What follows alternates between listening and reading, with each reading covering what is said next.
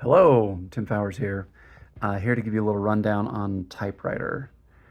Typewriter is a game that comes in a cloth bag.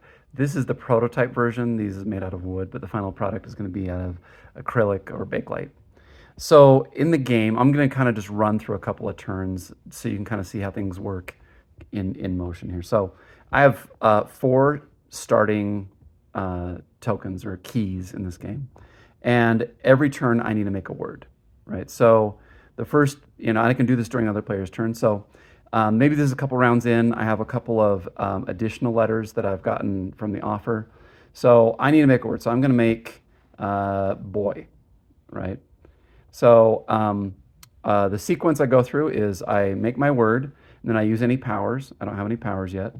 And then I see if there's any scoring. Now, if I use all four of my starting letters, I get to score. And scoring allows me to take something that has points on it and put it underneath my 1x. So that's 1 times points. But there are things that will get things under the 2x and get you double points. So after I check for scoring, okay, I didn't score anything, I flip all of the tokens in my word. So this reveals a power. This flips over to be a letter, and this flips over to be a very valuable Q for 5 points. So this sets me up really nicely for my next turn. So, and then the very last thing on my turn is I choose one token from the offer, and I can look underneath all the different sides of the tokens in the offer. So I'm going to take this H, and then this gets replaced with a new token from the offer from the bag randomly placed on its black side up. So it comes back around to my turn, and I'm looking at like, okay, I've got this power says 2 times first letter if scored. So that means I need to use all of my my letters, all of my starting letters, these teal ones, and I need to get this in the first position, and that's this is going to be tricky. So.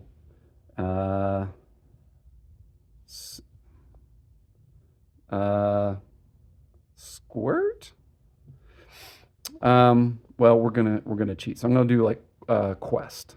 All right. So if this was still a wild, I could do quest. No, quest. So after I form this word quest, I can flip this power. That's the second step of your turn. And that means anything, if I score my first letter, it's going to go to the 2x. So I go ahead and I score this, put on the 2x, and that's going to be 10 points for me. So this is one way to get points, is try to use different powers to try to score and double score letters. And there's a lot of letters that just have, they have like a less valuable side and a more valuable side. So when I first take them, they're on the less valuable side. I need to use them once to flip them over to the more valuable side, and then use them the second time along with my starting letters to score them. So that's kind of the standard way to get points. There also is a common vowel. So this common vowel E, I can use it in my word every turn, but I don't get to keep it. I have to send it back. But if I can get 8-letter word, I'll actually gain it and be able to keep it in my area. And so this is a similar sequence to paperback, where the first 2 players to get 8-letter words get to take the top 2 common vowels. And whenever somebody takes one, the next one is revealed, and that's what's available for everyone to use on their turn. So they'll kind of rotate. And then the next 2, the next 2 players to get a 9-letter word, they're going to actually score it. So this will go straight to their 1x, go right under their 1x. And then the person to take the very last one is going to actually score 2x. So this is a decent source of point. And then there are colored ones. So once I use this H that I've got, I'm going to get this this colored token, and it scores at the end of the game according to this chart. So you're looking for mixes of either matching colors or a bunch of different colors, and that can be significant points. Now, I don't have to score this under my 1x or my 2x. I just need it to be the color side up at the end of the game. Now the game is 10 rounds. So I can start to plan out and be like, okay, I need to make sure these are flipped in the right way. Now, this has a power on it. This lets me refresh all the offer keys. which is a really useful way to cycle more in and help me maybe find additional colors or other powers I might be looking for. So, but when I use that power, it's back on the H side. So I'm going to need to use it again to get it back to its color side for scoring at the end of the game, or if I want to use the power again.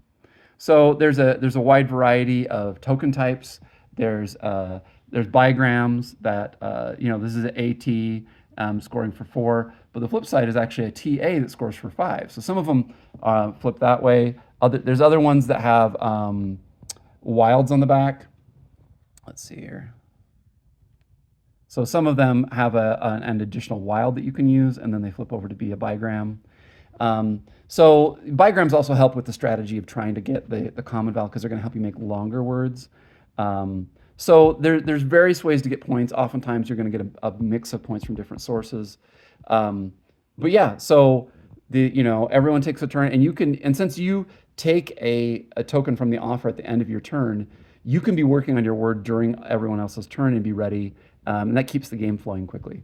So the game is very portable. It all fits in the cloth bag, and it's going to be water resistant. And we think it's really elegant, because instead of having to have a deck or a bag of tokens, the flipping of everything that's in your word is going to force you to change, plan ahead. Like if I use up all my wilds on this turn, I'm going to have a hard time on my next turn. So there's plenty of strategy and crunchy word building goodness. And that's the rundown of Typewriter. Thank you.